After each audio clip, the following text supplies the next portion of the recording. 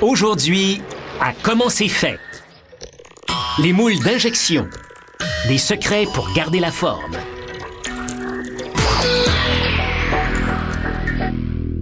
Si vous observez bien les objets qui vous entourent, vous remarquerez qu'un grand nombre d'entre eux sont assemblés. Pour fabriquer les pièces de ces assemblages, on fait fondre des matières premières comme le métal, le plastique ou le caoutchouc, puis on les verse ou on les injecte dans des moules industriels. Et l'affaire est dans le moule.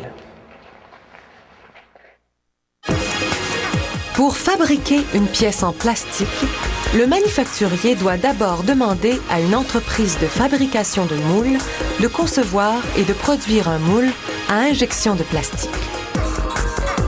Pour ce faire, le fabricant utilise des barres d'acier au chrome, un métal à très haute résistance qui peut supporter à répétition l'injection de plastique sous pression. On assemble plusieurs barres pour former ce qu'on appelle le châssis. On passe le châssis à la fraiseuse qui taille les barres à la bonne dimension.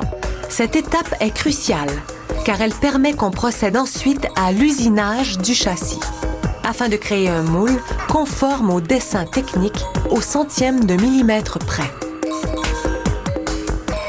Un moule est composé de deux moitiés, chacune constituée de plusieurs composantes. On perce des trous à des endroits stratégiques du châssis pour y insérer les colonnes de guidage et les douilles de centrage qui maintiennent les composantes ensemble quand on injecte le plastique. La rectifieuse fait ensuite son travail de planage et de lissage des surfaces en vue des opérations d'usinage de grande précision qui transformeront le châssis en moule.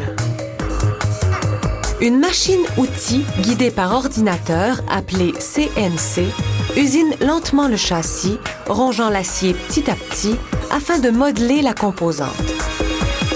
Pour former cette composante, qui fera partie d'un moule pour une garniture entourant un phare de motoneige, il faut compter 20 heures. La plupart des composantes du moule sont ensuite acheminées vers une autre machine-outil, surtout lorsqu'elles contiennent des détails que cette CNC ne peut pas tailler. Cette deuxième machine est dotée d'une électrode en cuivre qui a la forme de la pièce de plastique à fabriquer. Dans ce cas-ci, une jauge à huile de motoneige.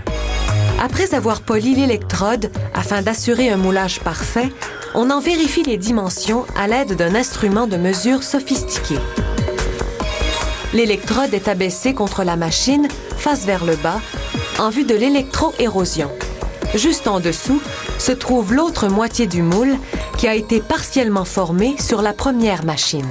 Un courant électrique de forte intensité passe à travers l'électrode et pénètre le moule, formant une empreinte de la forme de l'électrode. Après l'usinage, on perce des canaux de refroidissement dans lesquels on injectera un réfrigérant qui accélérera le durcissement du plastique fondu. Certaines pièces de plastique, comme la jauge à huile que nous avons vue, portent une inscription. On doit donc graver les lettres à l'envers, à l'intérieur de l'empreinte. Une fois le plastique injecté, le lettrage ressortira à l'endroit et en relief. Après tout cet usinage, la surface de l'empreinte est plutôt rugueuse. On procède donc au polissage pour assurer un moulage parfait. Voici à quoi ressemblent les deux moitiés d'un moule. Les colonnes et les douilles s'emboîtent pour bien sceller le moule avant l'injection du plastique en fusion. Une fois que le plastique est refroidi et durci, il suffit d'extraire la pièce de plastique du moule. Pour fabriquer certaines pièces, comme ces boutons de commande pour moto marine, on a recours à un procédé de moulage en deux étapes.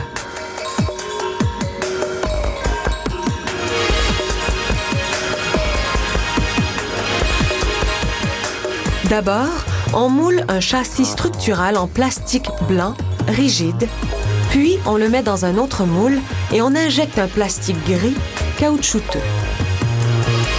Ce plastique souple recouvre tout, sauf le lettrage en relief, et procure ainsi une texture plus douce. On fabrique aussi des moules pour l'injection d'autres matériaux, dont l'aluminium et le caoutchouc. Ces moules sont produits à partir de métaux différents, mais toujours selon les mêmes techniques.